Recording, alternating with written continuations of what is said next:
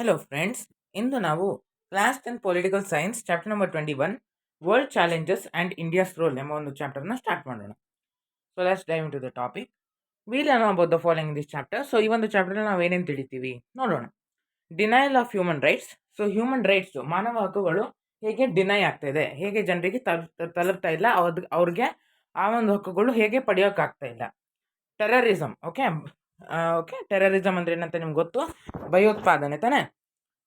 Economic inequality. So economically ಹೇಗೆ ಅಸಮಾನತೆ ಆಗ್ತಾ ಇದೆ ಅಂತ ನೋಡ್ತೀವಿ. ಆರ್ಮ್ಸ್ ರೇಸ್ ಅಂದ್ರೆ ವೆಪನ್ಸು ಹೇಗೆ ಬರ್ತಾ ಇದೆ ಅಂತ. So let's dive into the topic.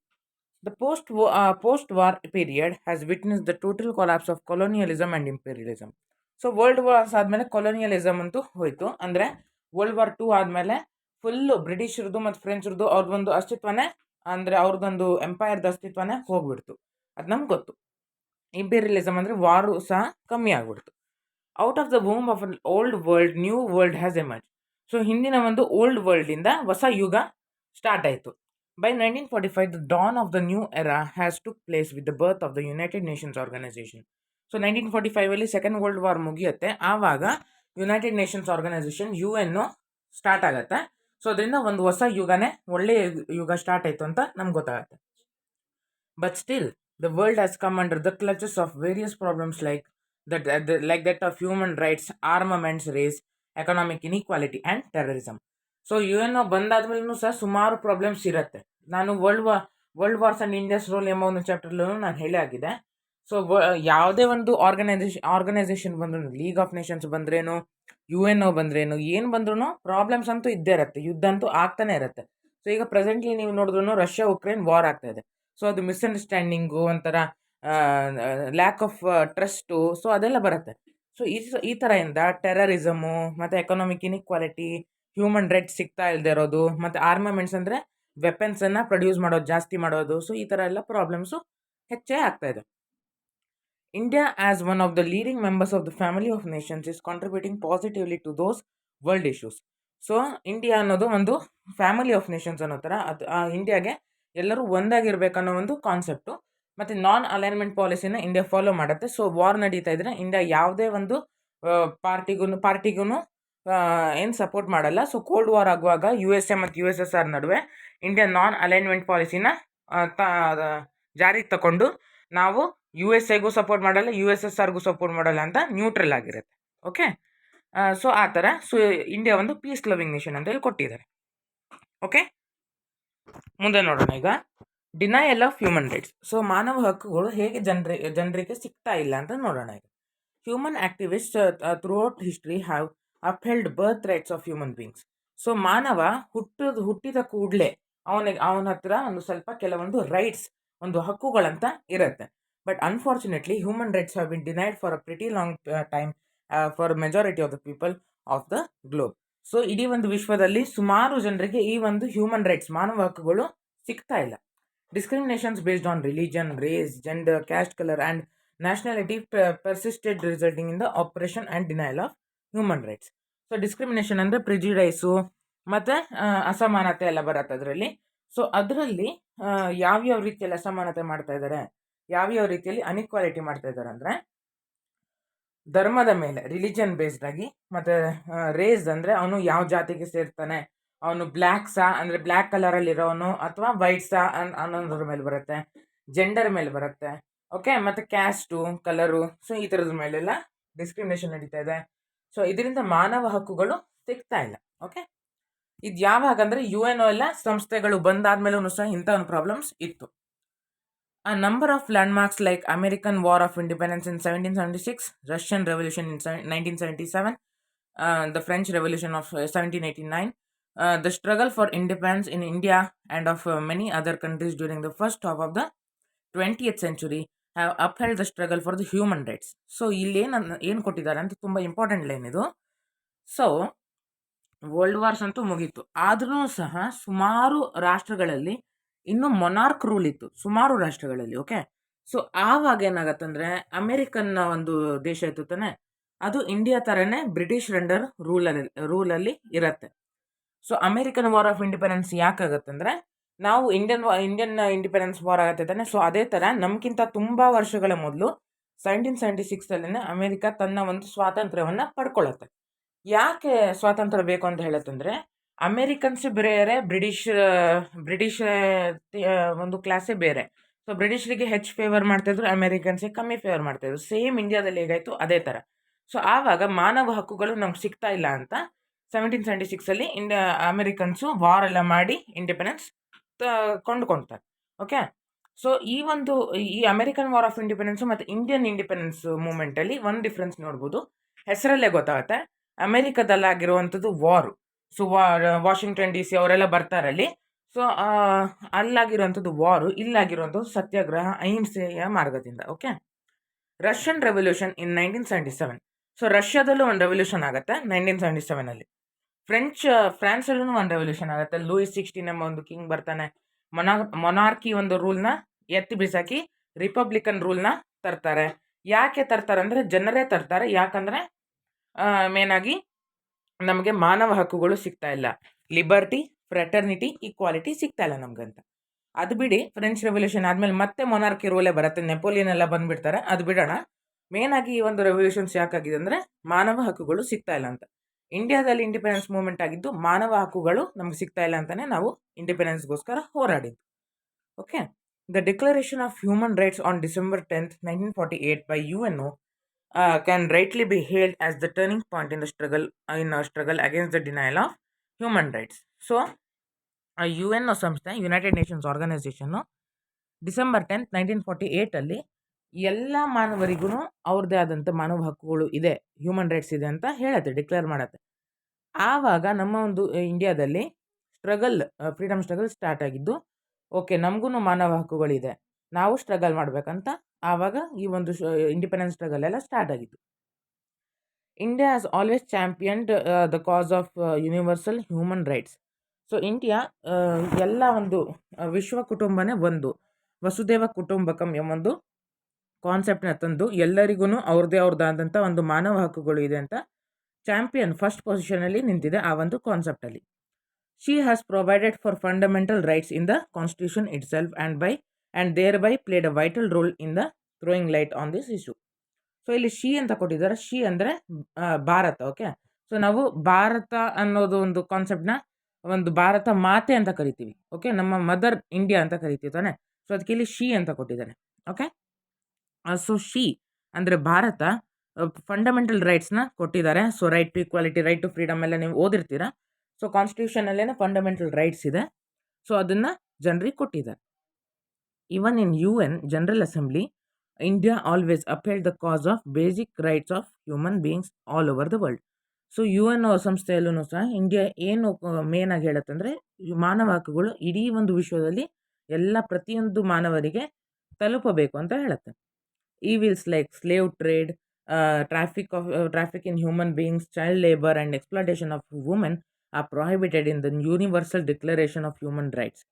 So UN ಅವರು ಜಾರಿಗೆ ತಂದಿರುವಂಥ ಯೂನಿವರ್ಸಲ್ ಡಿಕ್ಲರೇಷನ್ ಆಫ್ ಹ್ಯೂಮನ್ ರೈಟ್ಸಲ್ಲಿ ಮಾನವರಿಗೆ ಹಕ್ಕುಗಳಿದೆ.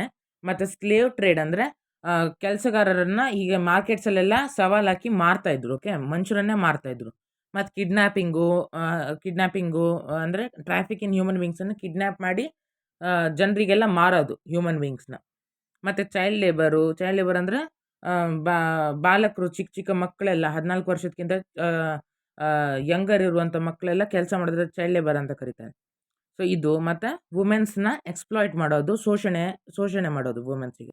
ಸೊ ಇದೆಲ್ಲ ಪ್ರಾಹಿಬಿಟೆಡ್, ಅದು ನಿಷೇಧ. Okay, universal declaration of human rights ಪ್ರಕಾರ right to life and liberty, to security, right to equality, freedom of religion, cultural and educational rights are constitutionally sanctioned in almost all democratic nations. So ನಮ್ಮ ಒಂದು ಇಂಡಿಯಾದು ಒಂದು ಕಾನ್ಸ್ಟಿಟ್ಯೂಷನನ್ನೇ ನೀವು example ಆಗಿ ತೊಗೊಂಡ್ರೆ, right to equality, right to freedom of religion, cultural and educational rights, so ಈ ಥರ ಎಲ್ಲ right to constitutional remedy. So ಇದೆಲ್ಲ ಸುಮಾರು ರೈಟ್ಸ್ ಇದೆ. ಸೊ ಇದೇ ಥರ ಪ್ರತಿಯೊಂದು ಡೆಮೋಕ್ರೆಟಿಕ್ ನೇಷನ್ಸ್ ಅಂದರೆ ಪ್ರಜಾಪ್ರಭುತ್ವದ ರಾಷ್ಟ್ರಗಳಲ್ಲಿ ಈ ಒಂದು ಮಾನವ ಹಕ್ಕುಗಳು ಇದ್ದೇ ಇದೆ ಎಲ್ಲರಿಗೂ. But under dictatorships and totalitarian regimes, we still find the denial of basic human rights. So dictatorship ಅಂದರೆ ಫಾರ್ ಎಕ್ಸಾಂಪಲ್ ನಾರ್ತ್ ಕೊರಿಯಾ ಅಂತ ತಗೊಂಡ್ರೆ, ಸೊ ಅಲ್ಲಲ್ಲಿ ಕೆಲವೊಂದು ರೂಲ್ಸ್ ಇದೆ, ಒಂಥರ ಮೀನಿಂಗ್ಲೆಸ್ ರೂಲ್ಸು. ಅದರಲ್ಲಿ ಮಾನವರಿಗೆ ಬೇಕಾಗಿರುವಂಥ ಹಕ್ಕುಗಳು ಅವ್ರಿಗೆ ಸಿಗ್ತಾ ಇಲ್ಲ. ಓಕೆ, ಫಾರ್ ಎಕ್ಸಾಂಪಲ್, ಸೊ ಕೆಲವೊಂದು ದಿವಸ ಅವರು ಮನುಷ್ಯರು ನಗುವಂಗೂ ಇಲ್ಲ ನಾರ್ತ್ ಕೊರಿಯಾದಲ್ಲಿ. ಓಕೆ, ಕೆಲವೊಂದು ಟೈಪ್ ಆಫ್ ಹೇರ್ ಸ್ಟೈಲ್ಸು ಮಾಡುವಂಗಿಲ್ಲ ಕೊರಿಯಾದಲ್ಲಿ. ಸೊ ಆ ಒಂದು ಕೊರಿಯಾದಲ್ಲಿರುವಂಥ ಡಿಕ್ಟೇಟರ್ ಥರದ್ದು ಒಂದು ಕ್ಲೋತ್ಸು ಹಾಕೊಳಂಗಿಲ್ಲ ಕೊರಿಯಾದಲ್ಲಿ, ನಾರ್ತ್ ಕೊರಿಯಾದಲ್ಲಿ. ಸೊ ಈ ಥರ ಓಕೆ, ಸುಮಾರು ಮಾನವ ಹಕ್ಕುಗಳು ಅಲ್ಲಿ ಇಲ್ಲ ಜನರಿಗೆ. India is against genocide, all sorts of exploitation and oppression. So ಯಾವುದೇ ಥರದ ಶೋಷಣೆಯ ವಿರುದ್ಧ ಇದೆ, ಮತ್ತು ಒಪ್ರೆಷನ್ನು, ಡಿಪ್ರೆಷನ್ಗೆ ಹೋಗುವಂಥ ಜನರನ್ನು ಕಾಪಾಡುತ್ತೆ India. Even through UNO and other international forums, India urges for the protection of human rights. So ಯಾವುದೇ ಥರದ ಒಂದು ವಿಶ್ವದ ಸಂಸ್ಥೆಗಳಲ್ಲಿ India every time human rights ಬೇಕಂತ ಮೇನ್ ಆಗಿ ಅದೇ ಟಾಪಿಕ್ನ ತೆಗಿಯತ್ತೆ. ಇಷ್ಟು ಡಿನೈಲ್ ಆಫ್ ಹ್ಯೂಮನ್ ರೈಟ್ಸ್ ಬಗ್ಗೆ. ಈಗ ರೇಸ್ ಆಫ್ ಆರ್ಮಮೆಂಟ್ಸ್ ಅಂತ ನೋಡೋಣ. ಹೆಸರಲ್ಲೇ ಗೊತ್ತಾಗುತ್ತೆ, ಆರ್ಮಮೆಂಟ್ಸ್ ಅಂದರೆ weapons. Okay, there is a famous saying, we have to end war or else war will end us. So ನಾವು ಯುದ್ಧವನ್ನು ನಿಲ್ಲಿಸದೇ ಇದ್ದರೆ ಯುದ್ಧನೇ ನಮ್ಮನ್ನು ನಾಶ ಮಾಡುತ್ತೆ. ಸೊ ನಾವು ಯುದ್ಧ ಎಂಬ ಒಂದು ಕಾನ್ಸೆಪ್ಟ್ನ ನಾಶ ಮಾಡದಿಲ್ದಿದ್ರೆ ಯುದ್ಧ ನಮ್ಮನ್ನು ನಾಶ ಮಾಡಿ ಬಿಸಾಕತ್ತಂತ ಈ ಒಂದು ಫೇಮಸ್ ಸೇಯಿಂಗ್ ಇದೆ. Armament race seems to be most dangerous symptom of the present world. So armaments ಎಂಬ ಒಂದು ಥಿಂಗು ಪುರಾತನ ಸಮಯದಿಂದನೂ ತುಂಬ ಡೇಂಜರಸ್ ಥಿಂಗು. ಯುದ್ಧ ಆಗೋಕ್ಕೆ ಇದೇ main thing. Disarmaments as such is the need of the hour for the very preservation and continuation of our globe. So disarmament ಅಂದರೆ ವೆಪನ್ಸ್ನ ನಾವು ತ್ಯಾಗ ಮಾಡಬೇಕು. ಸೊ ಮಾಡಿದ್ರೆ ಪೀಸ್ ಅಂತೂ ಆಟೋಮ್ಯಾಟಿಕ್ ಬಂದ್ಬಿಡುತ್ತೆ ಇಡೀ ವರ್ಲ್ಡಲ್ಲಿ. Disarmament means to be only the solution for the arms race. So arms race ಅಂದರೆ ಫುಲ್ಲು ವೆಪನ್ಸ್ ಭರಿತ ಒಂದು ಗ್ಲೋಬ್ ಆಗಿಬಿಟ್ಟಿದೆ, ವೆಪನ್ಸ್ ಭರಿತ ಒಂದು ವಿಶ್ವ ಆಗಿಬಿಟ್ಟಿದೆ. ಸೊ ಅದನ್ನು ನಾವು ತೆಗಿಬೇಕಂದ್ರೆ ಅದಕ್ಕೆ ಡಿಸ್ಆರ್ಮಮೆಂಟ್ ಅಂತ ಕರಿತೀವಿ. Disarmament means the reduction or elimination of certain or all armaments for the purpose of ending armaments race. So armaments ರೇಸನ್ನು ತಡೆಗಟ್ಟಕ್ಕೆ ಆರ್ಮ್ಸ್ ಅಂದರೆ ವೆಪನ್ಸನ್ನು ತೆಗೆಯೋದು ಅಂದರೆ ತ್ಯಾಗ ಮಾಡಿಬಿಡೋದು. ಎಲ್ಲ ವೆಪನ್ಸ್ನ ತ್ಯಾಗ ಮಾಡೋದಕ್ಕೆ ಡಿಸ್ಆರ್ಮಮೆಂಟ್ ಅಂತ ಕರಿತೀವಿ. Armaments led to the evils like global level fear, insecurity, tension and even to war. So global ಲೆವೆಲಲ್ಲಿ ಇಡೀ ಒಂದು ವಿಶ್ವದಲ್ಲಿನೇ ಭಯೋತ್ಪಾದಕರೆಲ್ಲ ಬಂದಾಗ ವೆಪನ್ಸ್ ತಾನೇ ಹಿಡ್ಕೊಂಡು ಬರೋದು, ಗಿಫ್ಟ್ಸ್ ತೊಗೊಂಡು ಬರಲ್ಲ ಭಯೋತ್ಪಾದಕರು, ಗನ್ಸ್ ಎಲ್ಲ ಎತ್ಕೊಂಡು ಬರ್ತಾರೆ. ಆವಾಗ ಗ್ಲೋಬಲ್ ಲೆವೆಲಲ್ಲಿ ಫಿಯರ್ ಬರುತ್ತೆ, ಇನ್ಸೆಕ್ಯೂರ್ ಫೀಲ್ ಆಗ್ತೀವಿ ನಾವು, ಅಯ್ಯೋ ನಮ್ಗೆ ಯಾರು ಪ್ರೊಟೆಕ್ಟ್ ಮಾಡೋರಿಲ್ಲ ಅಂತ, ಟೆನ್ಷನ್ ಆಗುತ್ತೆ ನಮಗೆ, ಮತ್ತು ವಾರ್ಸು ಆಗುತ್ತೆ, ಮೇನಾಗಿ war. Okay, in order to overcome all those evils, disarmament has been placed before the world as the need of the present day world. So disarmament ಪಾಲಿಸಿನ ಇಡೀ ವರ್ಲ್ಡ್ ಮುಂದೆ ಇಟ್ಟಿದ್ದಾರೆ. ಇದೇ ಮೇನಾಗಿ ಬೇಕಾಗಿರುವಂಥದ್ದು ಇಡೀ ವರ್ಲ್ಡಲ್ಲಿ. It is a fact that arms and ammunitions are economically wasteful. So arms ಅನ್ನೋದು ಮೇನಾಗಿ ಒಂದು ದೇಶದ ಒಂದು ಎಕಾನಮಿನ ನಾಶ ಮಾಡಿಬಿಡುತ್ತೆ. ಓಕೆ, ಉಕ್ರೇನ್ ಒಂದು ದೇಶ ತುಂಬ ಚೆನ್ನಾಗಿತ್ತು, ಆದರೆ ಈಗ ವಾರ್ ಆಗಿ ರಷ್ಯಾಗೂ ಹಾನಿಯಾಗಿದೆ, ಉಕ್ರೇನಿಗೂ ಹಾನಿಯಾಗಿದೆ ತಾನೆ. ಅದೇ ಥರ ಅಮೇರಿಕನ್ ಪ್ರೆಸಿಡೆಂಟ್ ಎನ್ಸೋವರ್ once expressed. So American president ಎನ್ಸೋವರ್ ಅಂತ ಅವರು ಒಂದ್ಸತಿ ಏನು ಹೇಳ್ತಾರೆ ಅಂದರೆ, this world in arms is not spending money alone, it is spending the sweat of its labourers, genius of scientist and the hopes of its children. So ಈ ಒಂದು weapons ಭರಿತ ಒಂದು ವರ್ಲ್ಡ್ ಇದೆ ತಾನೆ. ಸೊ ಅದರಲ್ಲಿ ಬರೀ ದುಡ್ಡು ವೇಸ್ಟ್ ಆಗ್ತಾ ಇರೋದಷ್ಟೇ ಅಲ್ಲ, ಅಂದರೆ ಆ ಒಂದು ವೆಪನ್ಸ್ನ ಮಾಡುವಂಥ ಒಂದು ಕೆಲಸಗಾರರದು ಒಂದು ಎನರ್ಜಿನೂ ವೇಸ್ಟ್ ಆಗ್ತಾಯಿದೆ, ಸೈಂಟಿಸ್ಟ್ದು ಒಂದು ಥಿಂಕಿಂಗ್ ಕೆಪಾಸಿಟಿನೂ ವೇಸ್ಟ್ ಆಗ್ತಾಯಿದೆ. ಅಂದರೆ ಯಾವುದೋ ನ್ಯೂಕ್ಲಿಯರ್ ವೆಪನ್ ಮಾಡಬೇಕಂದ್ರೆ ಹಾಗೆ ಆಗಿಬಿಡಲ್ಲ, ಸೈಂಟಿಸ್ಟ್ದು ಒಂದು ಕೆಲಸ ಇರುತ್ತೆ ಅಲ್ಲಿ. ಸೊ ಅದು ವೇಸ್ಟ್ ಆಗ್ತಾಯಿದೆ ಈ ಒಂದು ವೆಪನ್ಸ್ ಮಾಡೋದ್ರಿಂದ. ಮತ್ತು ಆ ಚಿಲ್ಡ್ರನ್ದು ಒಂದು ಹೋಪ್ಸು ವೇಸ್ಟ್ ಆಗ್ತಾಯಿದೆ. ಸೊ ಅವ್ರದ್ದು ಈ ವಾರ್ಸ್ ಬಗ್ಗೆನೇ ಕಲಿಬೇಕಾಗ್ತಾಯಿದೆ ಅವರು ತಾನೆ. Okay, the question of arms control as well as disarmament has become all the more prominent with the advent of nuclear era. So ಯಾವಾಗ ನ್ಯೂಕ್ಲಿಯರ್ ವೆಪನ್ಸ್ ಅನ್ನೋದು ಬಂತು, ಆವಾಗಿಂದ ಡಿಸ್ಆರ್ಮಮೆಂಟ್ನ ಕಂಟ್ರೋಲ್ ಹೇಗೆ ಮಾಡೋದನ್ನೋ ಕ್ವಶನ್ನೇ ಬಂದುಬಿಟ್ಟಿದೆ. India as a peace loving country is for the restraining arms race. So India peace loving country ನಮ್ಗೆ ಗೊತ್ತು, ಅದು ಆರ್ಮ್ಸ್ನ ಅಂದರೆ ವೆಪನ್ಸ್ನ ತಡೆಗಟ್ಟೋದು ತುಂಬ ಕೆಲಸ ಮಾಡ್ತಾಯಿದೆ. However for the future safety of the world serious efforts are needed to avert wars. So ಮುಂದಿನ ಪೀಳಿಗೆ ಅವರಿಗೆಲ್ಲ ಸೇಫಾಗಿ ನಾವು ಇಡಬೇಕಂದ್ರೆ ನಾವು ವಾರ್ಸ್ನ ನಿಲ್ಲಿಸಬೇಕಾಗತ್ತೆ. Since 1963 the USA and the USSR has entered into a number of bilateral agreements. So USA ಮತ್ತು USSR ಅಂದರೆ ಅದು ಕೋಲ್ಡ್ ವಾರ್ ಆಗಿತ್ತು. 1963ಇಂದ ಸುಮಾರು ಬೈಲ್ಯಾಟ್ರಲ್ ಅಗ್ರಿಮೆಂಟ್ಸ್ನ ಮಾಡ್ಕೊಂಡಿದ್ದಾರೆ, ಒಪ್ಪಂದಗಳನ್ನು ಮಾಡ್ಕೊಂಡಿದ್ದಾರೆ. Strategic arms limitation treaty SALT. So strategic arms limitation, so ನಾವು ವೆಪನ್ಸ್ನ ಪ್ರೊಡ್ಯೂಸ್ ಮಾಡೋದು ಲಿಮಿಟ್ ಮಾಡಬೇಕು. Partial test ban treaty, the comprehensive test ban treaty, the non proliferation treaty are some of the landmarks to check the nuclear arms race. So ಒಟ್ಟಾರೆ ಈ ಒಂದು ಒಪ್ಪಂದಗಳಿಂದ ನಾವು ವೆಪನ್ಸ್ನ ಮಾಡೋದನ್ನು ತಡೆಗಟ್ತೀವಿ ಅಂತ ಹೇಳ್ತಾ ಇದ್ದಾರೆ USA ಮತ್ತು USSR ಕೋಲ್ಡ್ ವಾರ್ ಆದಮೇಲೆ. ವರ್ಲ್ಡ್ ವಾರ್ ಅಲ್ಲ, cold war. Okay, thus all the nations including India have to strive to create a favorable situation against mutual assured destruction MAD. So mutual assured destruction ಅಂದರೆ ನಾವು mutually ನಾವು ಒಂದು ಸಂಬಂಧವನ್ನು ಇಟ್ಕೊಂಡಿದ್ದೀವಿ, ನಾವು ಡಿಸ್ಟ್ರಕ್ಷನ್ನು ಒಬ್ರಿಗೊಬ್ರು ಮಾಡಲ್ಲ ಅಂತ. ಓಕೆ, ಆ ಒಂದು ಅಗ್ರಿಮೆಂಟ್. ನೆಕ್ಸ್ಟ್ ನೋಡೋಣ ಈಗ ಎಕನಾಮಿಕ್ ಇನ್ಇಕ್ವಾಲಿಟಿ ಏನಿದೆ ಅಂತ ನೋಡೋಣ. ಒಟ್ಟಾರೆ ಇದು ಅಸಮಾನತೆಯ related. Okay, the present day world family has a very big issue of economic inequality in among all its members. So ಈ ಒಂದು ವಿಶ್ವದಲ್ಲಿ ಮೇನ್ ಆಗಿ ಎಕನಾಮಿಕ್ ಇನ್ಇಕ್ವಾಲಿಟಿ ತುಂಬ ದೊಡ್ಡ ಪ್ರಾಬ್ಲಮ್ ಆಗಿದೆ. This situation is partially the historic legacy of colonialism and exploitation. So ಇದು historically ಇದು ಪುರಾತನ ಸಮಯದಿಂದ ಇದು ಈ ಒಂದು ಎಕನಾಮಿಕ್ ಇನ್ಇಕ್ವಾಲಿಟಿ ಅಂತ ಇದೆ. ಕೊಲೋನಿಯಲಿಸಮ್ ಅಂದರೆ ನಾನು ಹೇಳಿದ್ದೆ ತಾನೆ ಎಕನಾಮಿಕ್ ಇನ್ಇಕ್ವಾಲಿಟಿ ಆಗ್ತಾಯಿತ್ತು ಅಂತ. ಫ್ರಾನ್ಸಲ್ಲೂ ಆಗ್ತಾಯಿತ್ತು, US ಆಗ್ತಾಯಿತ್ತು, ಇನ್ಕ್ಲೂಡಿಂಗ್ ಇಂಡಿಯಾದಲ್ಲೂ ಎಕನಾಮಿಕ್ ಇನ್ಇಕ್ವಾಲಿಟಿ ಆಗ್ತಾಯಿತ್ತು. ಬ್ರಿಟಿಷರು ಮತ್ತು ಕೊಲೋನಿಯಲ್ ರೂಲ್ ಅಂಡರ್ ಇರುವಂಥ ಸಿಟಿಸನ್ಸಿಗೆಲ್ಲ ಡಿಸ್ಕ್ರಿಮಿನೇಷನ್ ಮಾಡ್ತಾಯಿದ್ದಿರಂತ ಅದೇ ಏನು ಎಕನಾಮಿಕ್ ಇನ್ಇಕ್ವಾಲಿಟಿ. ಎಕ್ಸ್ಪ್ಲಾಯ್ಟೇಷನ್ ಅಂದರೆ ಶೋಷಣೆ, ಅಂದರೆ ಅವ್ರ ಅಂಡರ್ ಇರುವಂಥ ಸಿಟಿಸನ್ಸಿಗೆಲ್ಲ ಶೋಷಣೆಯನ್ನು ಉಂಟು ಮಾಡ್ತಾಯಿದ್ರು. Europeans power have establish their colonies in Africa, Asia and even in Latin American countries. So European powers ಅಂದರೆ ಫ್ರಾನ್ಸು ಮತ್ತು ಬ್ರಿಟನ್ನು ಅವರೆಲ್ಲ ಆಫ್ರಿಕಾದಲ್ಲೂ ಅವ್ರದ್ದು ಕಾಲನೀಸ್ನ ಎಸ್ಟಾಬ್ಲಿಷ್ ಮಾಡಿದ್ದಾರೆ, ಏಷ್ಯಾದಲ್ಲೂ ಅಂದರೆ ಇಂಡಿಯಾ ಇನ್ಕ್ಲೂಡಿಂಗು ಮಾಡಿದ್ದಾರೆ, ಅಮೇರಿಕನ್ ಕಂಟ್ರೀಸಲ್ಲೂ ಮಾಡಿದ್ದಾರೆ. Owing to this policy of imperialism, those countries who suffered alien colonial rule have remained economically backward. So ಯಾವ್ಯಾವ ಕಂಟ್ರೀಸು ಈ ಒಂದು ಯುರೋಪಿಯನ್ ಪವರ್ಸ್ ಅಂಡರ್ ಇತ್ತು ಅವ್ರದ್ದು ಎಕನಾಮಿಕಲಿ ಬ್ಯಾಕ್ವರ್ಡ್ ಆಗಿಬಿಟ್ಟಿದ್ದಾರೆ. ಫಾರ್ ಎಕ್ಸಾಂಪಲ್ ಇಂಡಿಯಾ ಫುಲ್ಲು ಒಂಥರ ಗೋಲ್ಡ್ ಫುಲ್ ಭರಿತ ಒಂದು ರಾಷ್ಟ್ರ ಆಗಿತ್ತು. ಎಷ್ಟೋ ನಾವು ಎಕನಾಮಿಕಲಿ ಬ್ಯಾಕ್ವರ್ಡ್ ಆಗಿಬಿಟ್ಟಿದ್ದೀವಿ ಕೊಲೋನಿಯಲಿಸಮ್ ಮುಗಿದಾದ್ಮೇಲೆ ತಾನೇ. ಅದೇ example. Their progress has been hampered till the first half of the 20th century. So ಇದ್ರದ್ದು ಒಂದು ಪ್ರೋಗ್ರೆಸ್ಸು 20ನೇ ಶತಮಾನದ ಹಾಫ್ ಅಂದರೆ 1955 ತನಕ ಈ ಒಂದು ತಿಂಗು ಕೊಲೋನಿಯಲಿಸಮ್ ನಡೀತಾನೆ ಇತ್ತು. After independence those countries especially African and Asian did endeavour to achieve economic progress. Main ಆಗಿ ಈ ಒಂದು ಕೊಲೋನಿಯಲ್ ಪವರ್ ಅಂಡರ್ ಇರುವಂಥ ರಾಷ್ಟ್ರಗಳು ಇಂಡಿಪೆಂಡೆಂಟ್ ಆಗಾದಮೇಲೆ ಆಫ್ರಿಕನ್ ಮತ್ತು ಏಷ್ಯನ್ ಕಂಟ್ರೀಸು ನಾವು ಸಹ ಎಕನಾಮಿಕ್ ಪ್ರೋಗ್ರೆಸ್ನ ಉಂಟು ಮಾಡಬೇಕಂತ ತುಂಬ ಪ್ರಯತ್ನವನ್ನು ಮಾಡ್ತಾ ಇದೆ. But lack of sufficient capital to develop agriculture, industry, transport and communication, science, education, health etcetera, such under developed countries had to depend upon foreign aid. So ಈ ಒಂದು ಬ್ರಿಟಿಷರೆಲ್ಲರೂ ಫ್ರೆಂಚ್ ಕೊಲೋನಿಯಲ್ ಪವರ್ಸ್ ಎಲ್ಲರೂ ಬಂದುಬಿಟ್ಟು ನಮ್ಮಂಥವ್ರನ್ನ ಕೊಳ್ಳೆ ಹೊಡೆದು ಫುಲ್ಲು ದೋಚ್ಕೊಂಡು ಹೋದರು ನಮ್ಮ ಒಂದು ರಿಸೋರ್ಸಸ್ನ. So ಅದರಿಂದ ನಾವು ಕ್ಯಾಪಿಟಲ್ ಅಂದರೆ ಒಂದು ದುಡ್ಡನ್ನು ನಾವು ಸಂಪಾದಿಸಿಗಾಗಿಲ್ಲ, ಮತ್ತು ಆ ಒಂದು ದುಡ್ಡಿಂದ ನಾವು ಅಗ್ರಿಕಲ್ಚರು, ಇಂಡಸ್ಟ್ರೀಸ್ನ ಡೆವಲಪ್ಪು ಸಹ ಮಾಡೋಕ್ಕಾಗಿಲ್ಲ. ಸೊ ಇದಕ್ಕೆ ನಾವು ಅಂಡರ್ ಡೆವಲಪ್ಡ್ ಕಂಟ್ರೀಸ್ ಅಂತ ಕರಿತೀವಿ.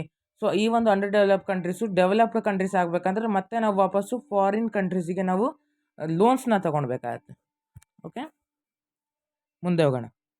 After 1945 the bipolar world American block and Russian communist block started assisting these backward countries, but at the same time this economic inequality situation has been exploited to serve the national interests of the advanced countries. So ಇಲ್ಲಿ ಮೇನಾಗಿ ಏನು ಕೊಟ್ಟಿದ್ದೆ ಅಂದರೆ American block ಅಂದರೆ USA, Russian communist block ಅಂದರೆ USSR.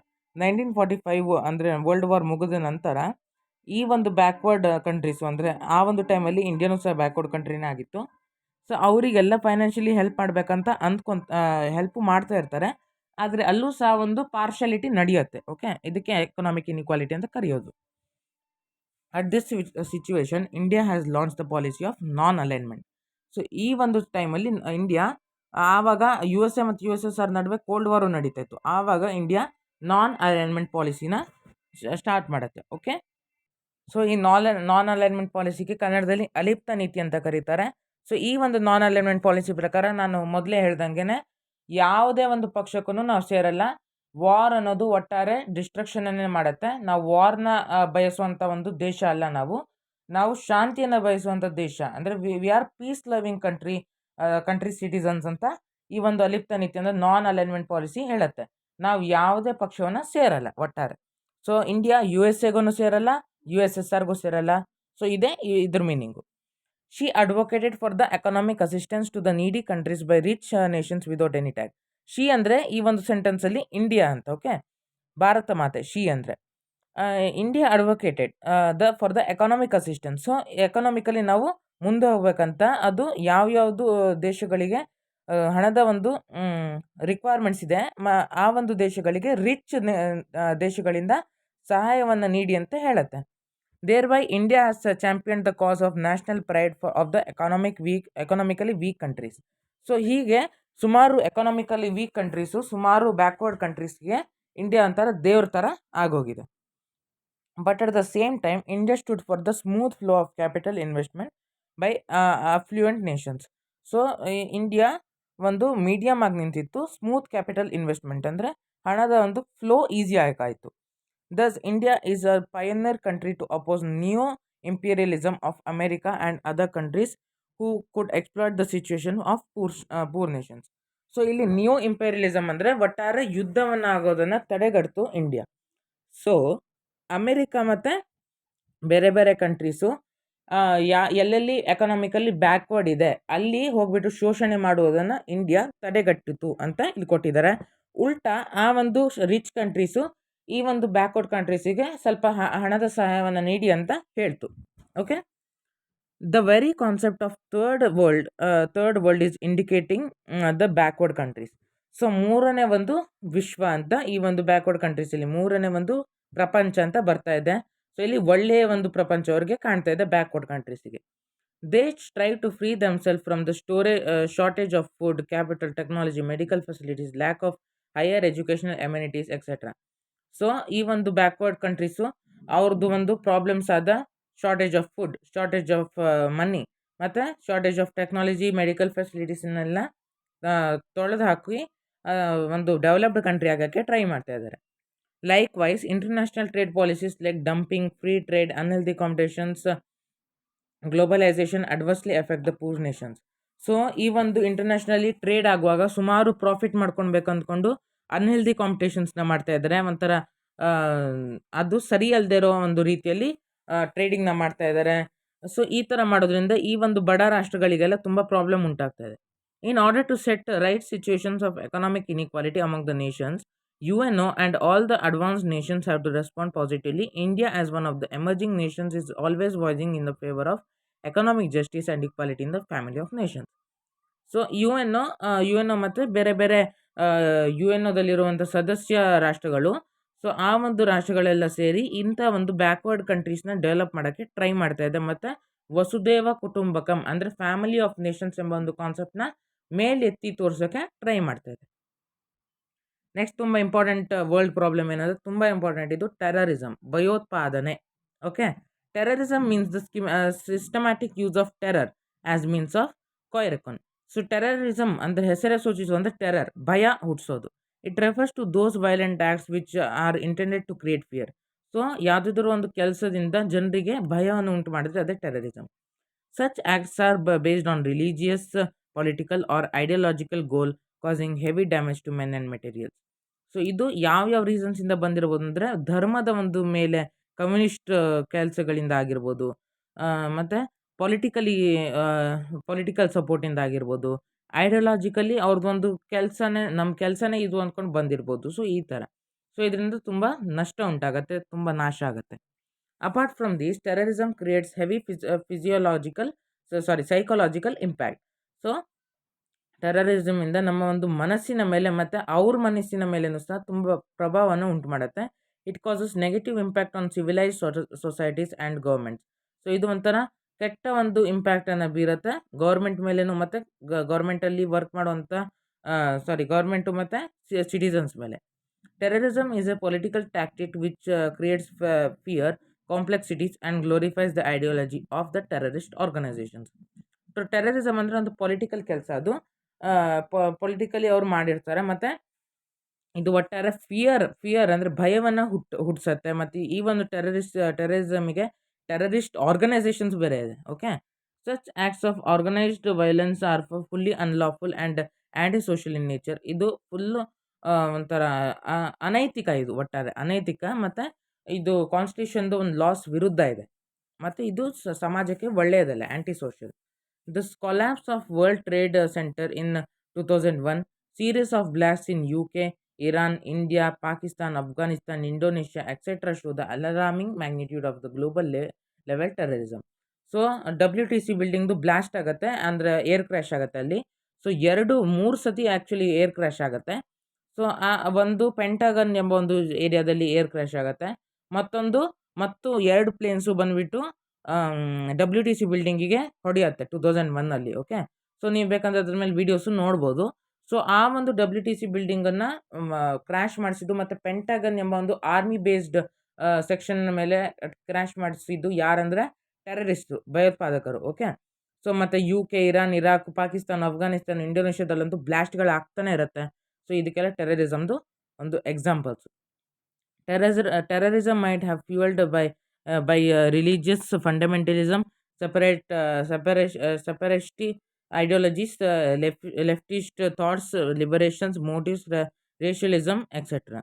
So ಇದು main ಆಗಿ religious ಧರ್ಮ ಅಂತ ಬಂದಿರ್ಬೋದು, ಫಂಡಮೆಂಟಲ್ ಒಂದು ಥಾಟ್ಸಿಂದ ಆಗಿರ್ಬೋದು, ಐಡಿಯಾಲಜೀಸಿಂದ, ಮತ್ತು ಲೆಫ್ಟಿಸ್ಟ್ ಅಂದರೆ ನಮ್ಮದು ಏನು ಅಸ್ತಿತ್ವನೇ ಇಲ್ಲ ಅಂತ ಬರೋರು, ಲಿಬರೇಷನ್ ಮೋಟಿವ್ಸ್ ಆಗಿರ್ಬೋದು, ರೇಷಿಯಲಿಸಮ್, ಅವ್ರದ್ದೇ ಒಂದು ಬೇರೆ ಜಾತಿ ನಮ್ಮದೇ ಬೇರೆ ಜಾತಿ ಅಂತ ಬಂದಿರ್ಬೋದು. Even a state can sponsor terrorism by funding terrorist organisation. State ಅಂದರೆ ಇಲ್ಲಿ ಸ್ಟೇಟ್ ಅಂದರೆ ಒಂದು ಚಿಕ್ಕ ರಾಜ್ಯ ಅಂತಲ್ಲ, ಒಂದು ದೇಶ ಅಂತ. ಓಕೆ, ಸ್ಟೇಟ್ ಅಂದರೆ ಮೀನಿಂಗು. ಸೊ ಒಂದೊಂದು ಕಡೆ ಸ್ಟೇಟ್ ಅಂದರೆ ಡಿಫ್ರೆಂಟ್ ಮೀನಿಂಗ್ಸ್ ಇರುತ್ತೆ, ಸೆಂಟೆನ್ಸ್ ಪ್ರಕಾರ ಹೋಗುತ್ತದೆ. ಸೊ ಇಲ್ಲಿ ಒಂದೊಂದು ಕಂಟ್ರೀಸೇ ಟೆರರಿಸಮಿಗೆ ಸಪೋರ್ಟ್ ಮಾಡುತ್ತೆ, ಟೆರರಿಸ್ಟ್ ಆರ್ಗನೈಸೇಷನ್ಸ್ಗೆ. It may be aimed at civilians, armed personnel and linguistic, religious, racial or ethnic group of state. So ಇದು ಸಿವಿಲಿಯನ್ಸ್ ಮೇಲೇನೂ ಆಧಾರಿತವಾಗಿರುತ್ತೆ, ಮತ್ತು ಆರ್ಮ್ಡ್ ಪರ್ಸನಲ್ ವೆಪನ್ಸ್ ಭರಿತ ಒಂದು ಆರ್ಗನೈಸೇಷನ್ ಮೇಲೆ ಆಗಿರ್ಬೋದು, ಲಿಂಗ್ವಿಸ್ಟಿಕ್ ಅಂದರೆ ಲ್ಯಾಂಗ್ವೇಜಸ್ ಬೇಸ್ಡ್ ಆಗಿರ್ಬೋದು, ರಿಲಿಜಿಯಸ್ ಬೇಸ್ಡ್ ಆಗಿರ್ಬೋದು, ಅಥವಾ ಕ್ಯಾಸ್ಟ್ ಬೇಸ್ಡ್ ಆಗು ಇರ್ಬೋದು. Terrorist acts are often targeted to maximize fear and publicity, usually using explosives or poison for mass destruction. So main ಆಗಿ ಟೆರರಿಸಮ್ ಯಾಕೆ ಅದನ್ನು ಮಾಡುತ್ತೆ ಅಂದರೆ, ಒಂದು ಭಯನ ಹುಟ್ಸೋಕ್ಕೆ, ಮತ್ತೊಂದು ಪಬ್ಲಿಸಿಟಿ, ಅವ್ರು ಫೇಮಸ್ ಆಗಬೇಕಂತ ಮಾಡ್ತಾರೆ. ಅಂದರೆ ಒಂಥರ ಹುಚ್ಚಿರ ಅಂತ ಹೇಳ್ಬೋದು ಅವ್ರನ್ನ. ಓಕೆ, ಮತ್ತು ಅವರು ಎಕ್ಸ್ಪ್ಲೋಸಿವ್ಸ್ನ ಮತ್ತು ಪಾಯ್ಸನ್ ಥ್ರೂ ತುಂಬ ದೊಡ್ಡ ವಿನಾಶನ ಮಾಡೋಕ್ಕೆ ಟ್ರೈ ಮಾಡ್ತಾರೆ. Terrorist organizations usually plan attacks methodically in advance. So terrorist organisations ಮೊದಲೇ ಪ್ಲ್ಯಾನ್ ಮಾಡಿ ಇಟ್ಕೊಂಡಿರ್ತಾರೆ, ಸೊ ಈ ಥರ ಹೋಗ್ಬಿಟ್ಟು ಅಟ್ಯಾಕ್ ಮಾಡಬೇಕಂತ. They train participants and even plant secret agents raise funds from supporters. So ಅವರು ಸುಮಾರು ಪಾರ್ಟಿಸಿಪೆಂಟ್ಸ್ನ ಟೆರರಿಸ್ಟ್ನ ಟ್ರೈನ್ ಮಾಡ್ತಾರೆ, ಮತ್ತು ಸೀಕ್ರೆಟ್ ಏಜೆಂಟ್ಸ್ನೆಲ್ಲ ಬಿಡ್ತಾರೆ, ಮತ್ತು ಫಂಡ್ಸ್ನೆಲ್ಲ ಕೊಡ್ತಾರೆ ಸಪೋರ್ಟರ್ಸಿಗೆ. ಫಂಡ್ಸ್ ಅಂದರೆ ದುಡ್ಡು. Modern transport and telecommunication means are used by terrorist. So modern transport ಮತ್ತು ಟೆಲಿಕಮ್ಯುನಿಕೇಷನ್ ಅಂದರೆ ಸಂಪರ್ಕ. ಸೊ ಇದನ್ನೆಲ್ಲ ಯೂಸ್ ಮಾಡ್ತಾರೆ terrorist. They are intended to gain mass publicity for their set goals and organisation. So ಅವ್ರು mass publicity, ನಾವು famous ಆಗಬೇಕಂತ ಬರ್ತಾರೆ ಅವರು. Road transport, railways, aeroplanes, government offices, highly populated areas, market places are some of the vulnerable targets of terrorism. ಮೇನಾಗಿ ಎಲ್ಲಿ ಜಾಸ್ತಿ ಜನ ಇರ್ತಾರೆ ಅಲ್ಲೇ ಇವರು ಅವ್ರ ಕೆಲಸವನ್ನು ಮಾಡ್ತಾರೆ. Propaganda is normally accompanied with terrorism. So propaganda ಎಂಬ ಒಂದು ಕಾನ್ಸೆಪ್ಟು ಟೆರರಿಸಮ್ ಜೊತೆ ಇರುತ್ತೆ. ಸೊ ಪ್ರೊಪಗೆಂಡಾ ಅಂದರೆ ಏನಂತ ಹೇಳ್ಕೊಟ್ಟಿದ್ದಾರೆ, it is the form of unconventional warfare. So ಇದು ಒಂದು ಯುದ್ಧ ಅಂತ ಅಲ್ಲ, ಯರಾಬಿರಿ ಒಟ್ಟಾರೆ ಜನ ಸಾಯ್ಬೇಕಂತ ಬರುವಂಥ ಯುದ್ಧ. Suicidal attacks, hijacking, gun battles, bombing, keeping the targeted persons or innocents as hostages are some of the heinous technique of terrorists. So suicidal attacks, suicide bombers ಬರ್ತಾರೆ. ಹೈಜಾಕಿಂಗ್ ಅಂತ ನಾನು ಆಗಲೇ ಹೇಳ್ತಿದ್ದೇನೆ, WTC ಬಿಲ್ಡಿಂಗ್ದು ಪ್ಲೇನು ಕ್ರ್ಯಾಶು, ಸೊ ಅದು ಹೈಜಾಕಿಂಗು. ಮತ್ತು ಗನ್ನಿಂದ ಡೈರೆಕ್ಟಾಗಿ ಬರೋದು, bombing ಮಾಡೋದು. So ಇದೆಲ್ಲ ಮತ್ತು ಹೋಸ್ಟೇಜಸ್ ಆಗಿ ಜನರನ್ನ ಎತ್ಕೊಂಡು ಹೋಗ್ಬಿಡ್ತಾರೆ. ಸೊ ಈ ಥರ ಎಲ್ಲ ಬ್ಲ್ಯಾಕ್ ಮೇಲ್ ಮಾಡೋದೆಲ್ಲ ಇವ್ರ ಕೆಲಸ. India is considered as one of the soft basis of terrorist. So ಈ ಇಂಡಿಯಾದಲ್ಲಿ ಅಷ್ಟೊಂದು ಟೆರರಿಸ್ಟ್ ಅಟ್ಯಾಕ್ಸ್ ಇಲ್ಲ, ಆದರೆ ಒಂದು ಜಾಗದಲ್ಲಿ ಜಾಸ್ತಿ ಇದೆ. ಎಲ್ಲೆಲ್ಲಂದರೆ Kashmiru, Nagaland, Mizoram, Assam, etc. have been chosen as the targets of terrorism in the country. ಮೇನಾಗಿ ನಾರ್ತ್ ಸೈಡು ಹೆಚ್ಚು ಕಷ್ಟಗಳು ಉಂಟಾಗ್ತದೆ ಟೆರರಿಸಮ್ ಇಂದ. ಆ್ಯಕ್ಚುಲಿ ಅಲ್ಲಿ ಮಾತ್ರನೇ actually okay. Terrorist attacks have taken place in many places like Taj Mahal Hotel and railway stations in Mumbai on 26th November 2007. The parliament in New Delhi has also in places in Hyderabad, Chennai, Bengaluru, Bodh Gaya and others. Okay. So Mumbai Taj Mahal hotel ಬಗ್ಗೆ ಗೊತ್ತಿರುತ್ತೆ ನಮಗೆ. ಮತ್ತು parliament ಡೆಲ್ಲಿಲೂ ಸಹ ಒಂದು attack ಆಗಿತ್ತು. ಮತ್ತು ಇಲ್ಲಿ railway stations ಅಂತ ಕೊಟ್ಟಿದ್ದಾರೆ ಮುಂಬೈಯಲ್ಲಿ. ಇದು ಛತ್ರಪತಿ ಶಿವಾಜಿ ಮಹಾರಾಜ ರೈಲ್ವೆ ಸ್ಟೇಷನ್ ಓಕೆ. ಮತ್ತು ಹೈದರಾಬಾದು, ಚೆನ್ನೈಯು, ಬೆಂಗಳೂರು, ಬೋಧ್ಗಯ ಬೇರೆ ಬೇರೆ ಜಾಗದಲ್ಲಿ ಇಲ್ಲೆಲ್ಲ ರೇರು. ಅದ್ರ ಮೇಲೆ ಜಾಸ್ತಿ ತೋರಿಸಿದ್ದಾರೆ ನೋಡಿ, ಅಲ್ಲೇ ತುಂಬ ಹೆಚ್ಚು. Even Naxalism has created havoc by the panning terrorism. So Naxalism ಎಂಬ ಒಂದು ಕಾನ್ಸೆಪ್ಟು ಬಂದಿದೆ ಟೆರರಿಸಮ್ ಜೊತೆ. Neighboring countries like Pakistan and China have been accused many a time for their role in terrorist activities in the country. So ನಾನು ಆಗಲೇ ಹೇಳ್ತಿರ್ತೀನಿ, ಸುಮಾರು countries ಸಹ ಟೆರರಿಸಮಿಗೆ ಸಪೋರ್ಟ್ ಮಾಡ್ತಾರಂತೆ ಇಂಡೈರೆಕ್ಟ್ಲಿ. ಸೊ ಇದರಲ್ಲಿ ಜಾಸ್ತಿ ಬ್ಲೇಮ್ ಹಾಕೋದು ಚೈನಾ ಮತ್ತು ಪಾಕಿಸ್ತಾನ ಮೇಲೆ. India's policy is totally against terrorism of all kinds in and around our nation. So ಇಂಡಿಯಾದಲ್ಲಿ ಟೆರರಿಸಮ್ ವಿರುದ್ಧನೇ ಇದ್ದಾರೆ ಎಲ್ಲರೂ. Our central government has well as state governments are continuously venturing to control terrorism and thereby protect men and property. So central ಮತ್ತು state government ಟೆರರಿಸಮ್ನ control ಮಾಡೋಕ್ಕೆ try ಮಾಡ್ತಾ ಇದ್ದಾರೆ, ಡಿಸ್ಟ್ರಕ್ಷನಿಂದ ಕಾಪಾಡೋಕ್ಕೆ ಟ್ರೈ ಮಾಡ್ತಾ ಇದ್ದಾರೆ. Anti terrorist forces are set up specially train to combat terrorism. So anti terrorist forces ಅಂದರೆ ಸಿಪಾಯಿಗಳು, ಸೋಲ್ಜರ್ಸನ್ನು ಇಟ್ಟಿದ್ದಾರೆ ಟೆರರಿಸ್ಟ್ನ ವಿರುದ್ಧ ಹೋರಾಡೋಕ್ಕೆ. Many a time our defense forces are pressed into action to throw out terrorism. Our defense forces ಅಂದರೆ ಸೋಲ್ಜರ್ಸ್ನ ಇಟ್ಟಿರ್ತಾರೆ ಟೆರರಿಸಮ್ನ ಎತ್ತಿ ಬಿಸಾಕಕ್ಕೆ ಹೊರಗಡೆ. India has even assisted the neighbour countries like Sri Lanka to restrain terrorist activities. So ಶ್ರೀಲಂಕಾದಲ್ಲೂ ಸುಮಾರು ಟೆರರಿಸಮ್ ಆಕ್ಟಿವಿಟೀಸ್ ಆಗಿದೆ. So India ಶ್ರೀಲಂಕಾಗೆ help ಮಾಡಿದೆ ಟೆರರಿಸ್ಟ್ ವಿರುದ್ಧ ಹೋರಾಡೋಕ್ಕೆ. As a peace loving nation India is against terrorism. So India peace loving nation ಅಂದರೆ ಶಾಂತಿಯ ಪ್ರಿಯ ರಾಷ್ಟ್ರ. ಸೊ ಅದ್ರ ವಿರುದ್ಧ ಇಂಡಿಯಾ ಟೆರರಿಸಮ್ ವಿರುದ್ಧ ನಿಂತಿದೆ. ಸೊ ಲಾಸ್ಟ್ ಪ್ಯಾರಾ ಇದು. The history of Mankind brings home one truth. So ಇಡೀ ಒಂದು ಮ್ಯಾನ್ಕೈಂಡಲ್ಲಿ ಒಂದು ಯಾವುದೇ ಒಂದು ಕೆಲಸದಲ್ಲಿ ಒಂದು ಮಾರಲ್ ಅಂತ ಇರುತ್ತೆ. Violence and terrorism have achieved little, versus truth, non violence, compassion and sacrifice have achieved a lot. So violence, terrorism, so ಈ ಥರ ಅಂದರೆ ಟೆರರಿಸಮ್ ಅಂದರೆ ಈಗ ಮೇಲೇನೆ ನೋಡಾಯ್ತು ತಾನೆ, ಭಯೋತ್ಪಾದನೆ ಮತ್ತು ವೈಲೆನ್ಸ್ ಅಂದರೆ ಹಿಂಸೆ ಮಾಡೋದು. ಸೊ ಇದೆಲ್ಲ ಏನೂ ಗಳಿಸಿಲ್ಲ ಆ್ಯಕ್ಚುಲಿ. ಮತ್ತು ನಾನ್ ವೈಲೆನ್ಸು, ಅಹಿಂಸೆ, ಸತ್ಯ ಮತ್ತು ಪ್ರೀತಿ ಮತ್ತು ತ್ಯಾಗ. ಸೊ ಇದೆಲ್ಲ ಸುಮಾರು ಥಿಂಗ್ಸ್ನ ಅಚೀವ್ ಮಾಡಿದೆ. The assassinations of Mahatma Gandhiji, Shyama Prasad Mukherjee and Indira Gandhi did not create a new history. So Mahatma ಗಾಂಧೀಜಿಯವರ ಕೊಲೆ, ಶ್ಯಾಮ್ ಪ್ರಸಾದ್ ಮುಖರ್ಜಿಯವರ ಕೊಲೆ, ಇಂದಿರಾ ಗಾಂಧಿಯವರ ಕೊಲೆ, ಅಸಾಸಿನೇಷನ್ ಅಂದರೆ ಕೊಲೆ ಓಕೆ. ಸೊ ಇದೆಲ್ಲ ಒಂದು ಹೊಸ ಅಧ್ಯಾಯವನ್ನೇ ಹುಟ್ಟಿಸ್ತಂತ ಏನೂ ಆಗಿಲ್ಲ. On the contrary Buddha, Mahavira, Basaveshwara, Gandhi, Ambedkar spread enthusiasm, new light and peace to the whole world. So ಬುದ್ಧನ ಒಂದು ಕಾರುಣ್ಯ, ಮಹಾವೀರ, ಬಸವೇಶ್ವರ ಅಂದರೆ ಬಸವಣ್ಣ, ಗಾಂಧೀಜಿ, ಅಂಬೇಡ್ಕರು ಅವ್ರದ್ದು ಒಂದು ತತ್ವಗಳಿತ್ತು ತಾನೆ, ಅದು ಹೊಸ ಒಂದು ಉತ್ಸಾಹ, ಹೊಸ ಒಂದು ಯುಗವನ್ನೇ, ಹೊಸ ಒಂದು ಪೀಸನ್ನೇ ಕೊಡ್ತು ಇಡೀ ವರ್ಲ್ಡಿಗೆ. The effects of peace and compassion are greater than those of violence and hatred. So ಈ ಒಂದು ಚಾಪ್ಟರ್ದು ಮಾರಲ್ ಏನಂದರೆ, ಶಾಂತಿ ಮತ್ತು ಪ್ರೀತಿ ಅನ್ನೋದು ವೈಲೆನ್ಸ್ ಅಂದರೆ ಹಿಂಸೆ ಮತ್ತು ದ್ವೇಷಕ್ಕಿಂತ ತುಂಬ ಮಿಗಿಲಾದದು. ಅಂದರೆ ಶಾಂತಿ ಮತ್ತು ಪ್ರೀತಿಯನ್ನು ನಾವು ನಮ್ಮ ಮನಸ್ಸಿನಲ್ಲಿ ಸದಾ ಇಟ್ಕೊಂಡಿರ್ಬೇಕಂತ ಈ ಒಂದು ಪಾಠದ ಆಶಯ ಓಕೆ. ಯಾವುದೇ ಒಂದು ಪಾಠ ಓದಾದ್ಮೇಲೆ ನೀವು ಕ್ವಶನ್ ಆನ್ಸರ್ ಸಿಗಂತ ಓದಿ ಓಕೆ, ಆಮೇಲೆ ನೀವು ಅದರದ್ದೊಂದು ಮಾರಲು ಸಹ ತಿಳ್ಕೊಳ್ಬೇಕು. ಇಷ್ಟರಲ್ಲಿ ಒಂದು ಚಾಪ್ಟರ್ ಎಂಡ್ ಆಯಿತು. ಇಲ್ಲಿ ಕೆಲವೊಂದು ಎಕ್ಸಸೈಸ್ ಕೊಟ್ಟಿದ್ದಾರೆ, ಇದನ್ನು ನೀವು ಸಾಲ್ವ್ ಮಾಡಿ ನಿಮ್ಮನ್ನು ನೀವು ಟೆಸ್ಟ್ ಮಾಡಿ ಒಂದು ಚೆನ್ನಾಗಿರೋ ಕಾಮೆಂಟ್ ಹಾಕಿದ್ರೆ ನಂಗೆ ತುಂಬ ಖುಷಿ ಆಗುತ್ತೆ. Thanks for watching.